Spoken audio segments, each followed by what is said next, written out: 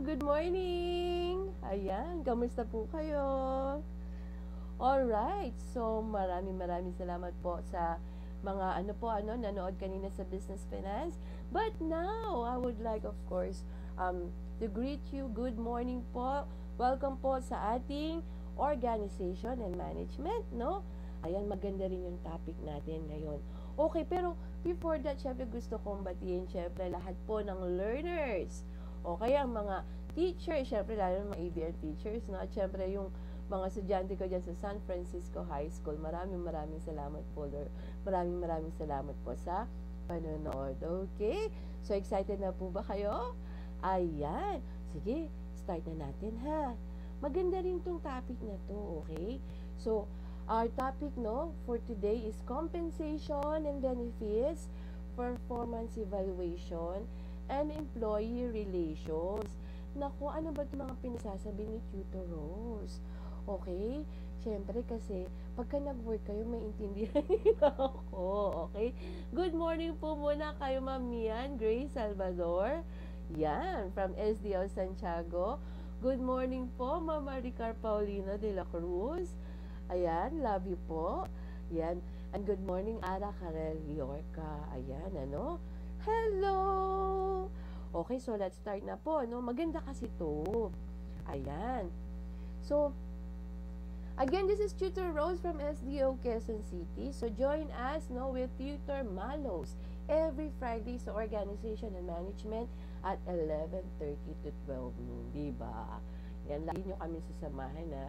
Now, for today, no, so, we will examine the functions of compensation and benefits, reward system, performance evaluation, and employee relations.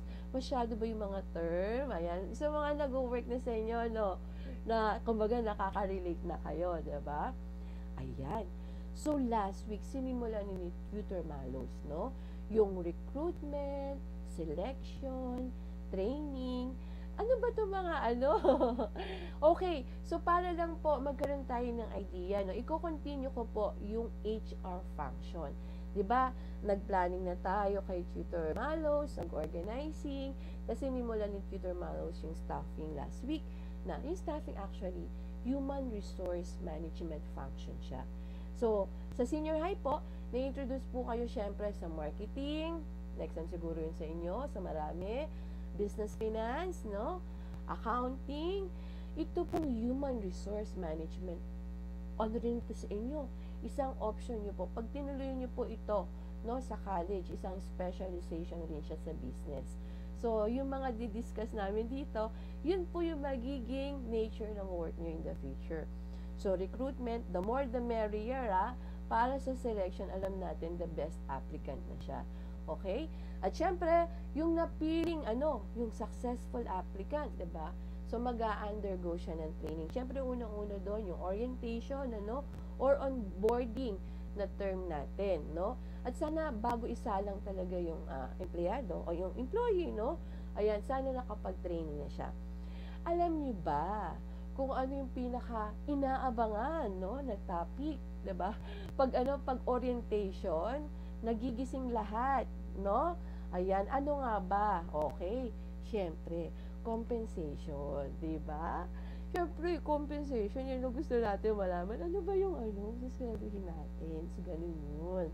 So, what is compensation? So, compensation, systematic approach to providing monetary value, no, to employees in exchange for work performed, okay? So, hindi naman enough may trabaho, kailangan may sweldo, di ba? So, pag sinabi natin compensation, ano siya? Monetary, okay? Monetary siya. Now, there are types of compensation. Siyempre, una-una dyan yung base pay, okay? Base pay, basic compensation that an employee receives, no? Tapos, may terms po tayo dyan ginagamit, pwedeng wages or salary. Narinig nyo na yan, di ba? Inaabangan nyo rin siguro yan sa mga nanay at tatay nyo. Okay, so when we say salary, this is fixed. Fixed regular payment paid on a monthly or bi-weekly basis made by an employer to an employee. Especially, yung term na to, gagamitin natin pagka Ito yung mga nare-receive ng mga professionals, o kaya white-collar workers, or kaya office jobs. Salary yung term natin doon. Okay, pagka wages naman, ito yung term natin dun sa mga nare-receive ng mga laborers, no, for labor services, no, sa contractual, ganyan. Ito pwede silang matanggap na mabayaran, no, yung hourly, daily, or kaya piece work. Okay? So, sinasabi lang natin, ang wages talaga, hindi siya ganun ka-fix katulad ng salary kasi depende sa production. Okay? So, yan yung mga base pay natin na salary or wages. Okay? May tinatawag rin variable. Siyempre, kung may fix tayo, di ba, yung salary, may tinatawag rin na variable. So, compensation linked directly to individual, team, or organizational performance. Kaya pala naging variable kasi depende sa performance. O, di ba? Yan. Siguro familiar kayo dito. Commission. Yan. Sino na sa inyo nakatanggap ng commission? So, the amount of money an employee earns when they sell something. Diba? Ang sarap makatanggap ng commission pagka nakakabenta ka, diba? Pero syempre, bumati muna tayo. Okay, ayun, dami-dami nyo na pala. Hello, Jana, Phoebe, Macy, Kim, Blaze, Janet, Daisy, Laika, Jay. Ayan, napaka-active ha. Thank you very much for watching. Hello, John Paul from Malabon, diba? Malabon National High School. Ayan. Alam niyo po, yung iba, pagka nasanay sa commission, hindi na nila pinapansin yung salary. Kasi nga salary fix eh. Diba? Ang commission, depende dun sa performance. Sino yung nakakatanggap ng commission usually? Pag nasa sales kayo. Okay? So, depende dun sa sales nyo, no? Yung magiging rate ng commission nyo po. Yan. Okay, variable yun, ano? Now, bakit kailangan may variable pay? Okay? So, ito yung mga reason. Siyempre, some people perform better and are more productive than others. Totoo naman, di ba? Fair lang. Then, ito maganda rin. Better performing employees should receive more compensation. Di ba? Siyempre, mas magagaling, mas productive. It's fair na makatanggap sila ng more compensation. Then, part of the compensation, dapat ang compensation, tapos yung mamaya madidiscuss ko, yung rewards, ganyan, should always be tied to performance. Mas effective yun. Okay? Hindi yun na kailangan i-motivate yung employee kasi sa kanya malalaman, pag di siya nag-work, wala siyang matatanggap. So, di ba? Yun ang maganda pagka nakalink siya sa, performance. Then, some jobs contribute more to organizational success. May mga ganun po kasi talagang nature of work, no? Nature of job. For example, sales. Naku, imagine niyo pag wala yung sales, no? Walang sales department or kaya walang sales force ang isang organization. Blood po yun ng business, di ba? So, di ba kaya kailangan ng variable pay. Ayan. So, may mga reasons, no? Ayan. So, ano yung mga pwede nating bigay na variable pay? Okay? Individual, ayan, no? Piece rate. Ano yung piece rate? Yung, kung ano yung ma-produce mo, kung ano yung output mo, yun yung matatanggap mo. Pay. Okay, bonuses, tandaan niyo po ang bonuses laging prerogative po ng company kasi depende sa operation yan, diba? Depende sa maraming factors. Pero syempre, isang na rin doon, yung generosity ng company, okay? So, bonuses, yan. May mga incentive programs, lalo pag nasa sales kayo, yan, may pa travel, ganyan, merchandise, may awards, no? Tapos sa group meron rin, ang maganda dyan, yung, kasi group team results yan, gain sharing, goal sharing, ganon. Nag-i-enjoy yung buong grupo or team. And of course, organizational. Sana po in the future, kung mag-work kayo, ma-enjoy nyo to. Okay? Profit sharing. Nako, syempre, di ba? Kung kumita yung company, lahat nag-i-enjoy, nasi-sharing sa kanila. Tapos, ito magandang benefit. Employee stock plans. Yung employees may pagkakataon maging part owner ng company niya or corporation na pinagtatrabahuhan niya. Okay, so ito yung mga types of variable pay plans, di ba? Ayan. So, tingnan natin. Baka meron ng kailangang batiin. Hello, Raven, Erica. Ayan, kamusta kayo? Ano naman to pay for performance plan? Maganda to. Ito lang sasabi natin. Ang pay po, It should be link strategic goals and employee performance. Maganda yan. Then, it should enhance results and reward employees financially. Dapat naman, talaga naman, nakikita niyo yung employee nag-i-improve financially. So, it should reward and recognize employee performance and promote achievement of human resource objectives. Yan ang ating po. Ayan. Siguro ito naririnig nyo. Ang diniscuss ko kanina, compensation yung mga talagang monetary, benefit, monetary, natatanggap ng isang empleyado. So, meron ring benefits. Yan. O, di ba? Kaya po pag yan sa company, compensation and benefits. Yan ang partner. Kasi yung benefits, ano ba yung benefits? Indirect reward given to an employer, group of employees for organizational membership. Bakit ganon? Siyempre, ma-enjoy mo lang yung benefit na yun doon sa company na yun. Okay? Sabihin ko na rin, basta po sa atin, mandated lang po ng government, Mandated, that means maliit o malaking company ka, kailangan ibigay niyo sa employees nyo, syempre social security system for private employees. Sa ating government employees, may GSIS naman tayo. Ang ating health insurance ay PhilHealth, okay? Tapos pag-ibig, ayan, maganda rin yung pag-ibig. Dapat meron yan para may mga dream ba kayong mga bahay, ganyan. Tapos, syempre, masaya. Maraming masaya ngayon. Kasi, 13th month. Okay, so yung apat na yun yung mandated ng government. So, ibig sabihin, beyond doon, yung mga nadagdagan, nasa company na yun. O, diba? Kaya, kayo pagka naging owner kayo ng business ninyo, ayan, diba? Masarap rin maging, generous sa ating employees. Kahit maliit na bagay lang, hindi naman laging kailangan ng monetary siya. Okay? So, benefits. Ano ba yung mga benefits? Napakasarap. Pagka yung company nag-offer ng benefits ng insurance, pwedeng health yan, life, long-term care, disability, ganyan. Tapos may pa-legal services pa rin. May financial services.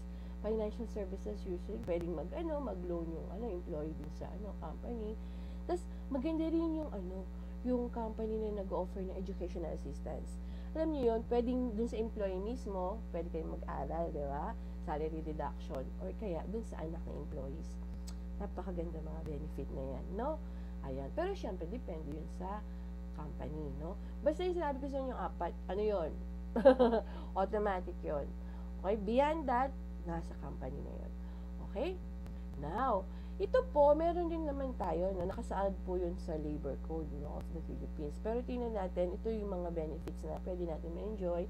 Holiday pay, yung paid leave, Ang sa atin meron tayong pay, vacation leave and sick leave, Yung paid time off, Tapos iba't iba pang benefits. Yung ibang company, nagbibigay pa sila ng emergency leave, 5 days lang. Emergency talaga, Tapos, meron papa-birthday leave, ganyan. So, depende talaga sa company. Marami tayong pwedeng ibigay. Tapos, meron pa rin sa sa Labor Code of the Philippines, meron pang de minimis benefits. Maliliit na lang yon, pero napaka-helpful. May meal allowance doon, may may uniform, yung mga ganun, Kaya, maganda po na pwede natin ma-apply sa organization.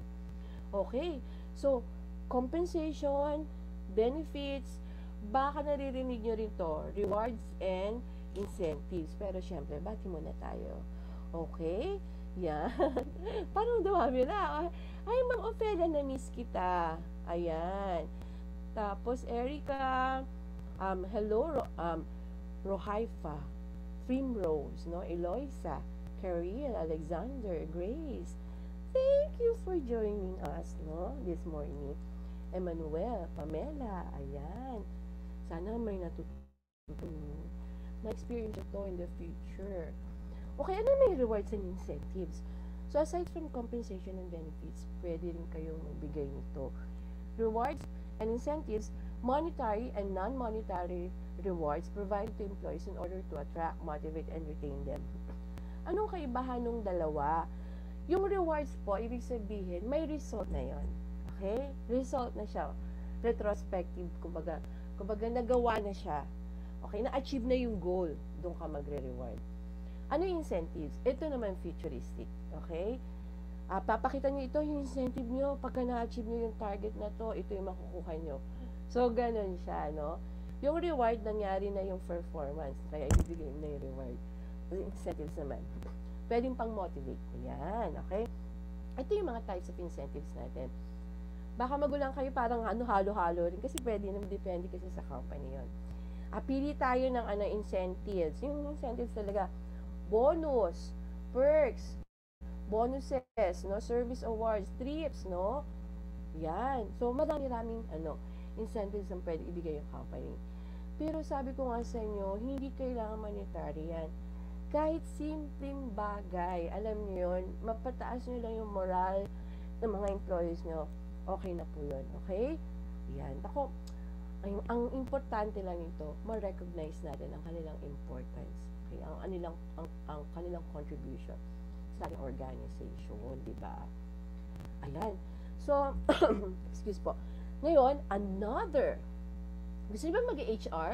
Ang daming ang daming work, recruitment, selection, tapos training, training and development, as compensation and benefits yung kanina.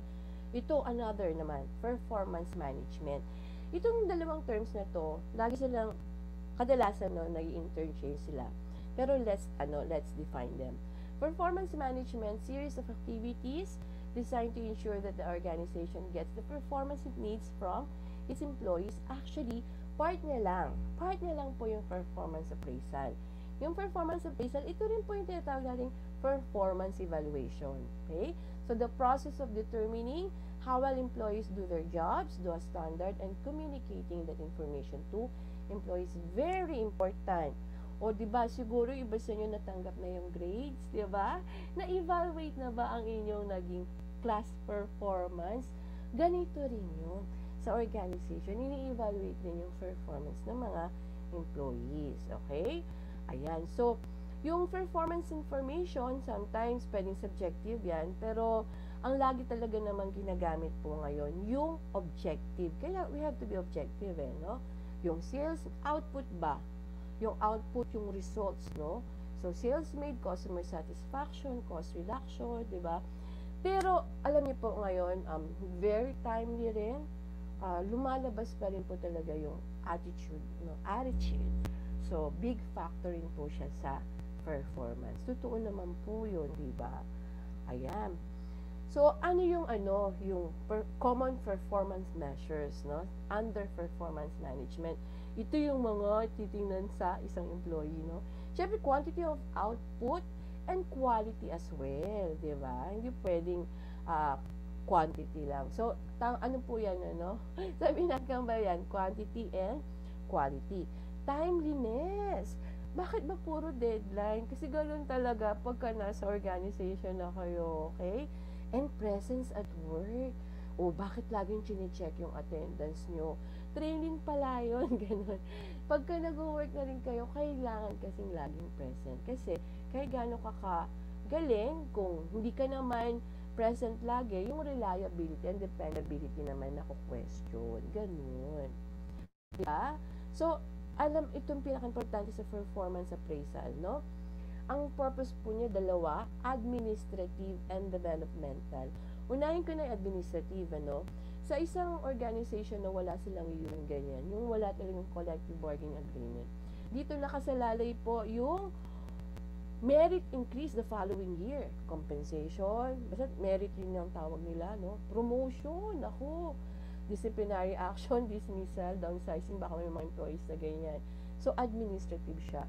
Tapos, syempre, developmental, we aim to identify the strengths or kaya areas ng employees na kailangan pang improve. Kaya pala, hindi niya nare-reach yung goal. Hindi pa niya alam masyado yung ginagawa niya, yung work niya, So, yung mga ganyan. Tapos, gusto rin natin malaman kung sino pa yung employees na kailangan ng coaching, ng mentoring, ng additional training, Ayan. So, ito yung importanteng function of performance appraisal, administrative and developmental. Okay, so kailangan po talaga mag-evaluate lagi, At syempre may feedback po yun, Kailangan kino-communicate sa employee. Okay? Now, masaya tong part na yan. Pag yan ang handle, diba? Pero syempre, bati muna tayo. Ayan, hi Grace, Alexander Well, Nea, Ella, Ellen, Yan. Thank you very much po, Nick, Pamintuan, Lizelle, Kelvin, and Rhea May. Ano yung employee relations? Masaya yan. Okay. So, kaya nga employee relations, defines the relationship between the employers and employees. So, individual and collective relationship siya. Ano ba itong mga pinagsasabi ko? Okay, this is a crucial factor when it comes to overall organizational performance. Yung mga pinagbabanggit ko nung una, kasi diba, puro work yun, no? Napakaseryoso naman nun. Ito naman, it aims to build good employee relationship management, no?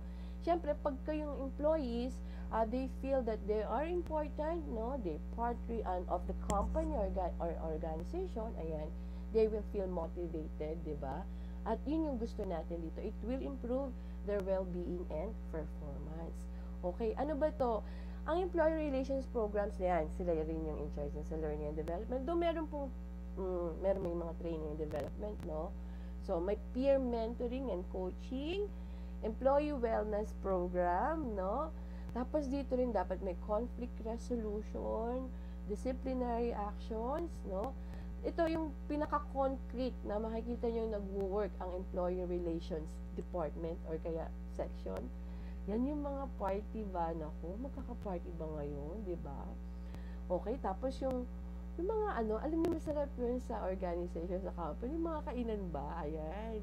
Okay, games, tournaments, competitions, recognition programs, sports events, no? Tapos pinakamasaya to, team building activities. Usually, yung team building, sinasabayan ng party rin nila, pwedeng summer yan, pwedeng sa Christmas time. So, ito po yun. Tapos, sa employee, ito rin pumapasok yung, pagka February, di ba, Valentine's Day, makita nyo, pagpasok nyo, puro heart, no? O ngayon naman, may mga pakulo rin dahil Christmas naman, di ba? Ito yung ginagawa ng employee relations, di ba? Okay ba yon? So, ang dami pong function sa HR. Again, pwede nyo pong maging choice ito na specialization pag tinuloy nyo po yung business administration sa college. Napakaganda rin ng human resource management, no?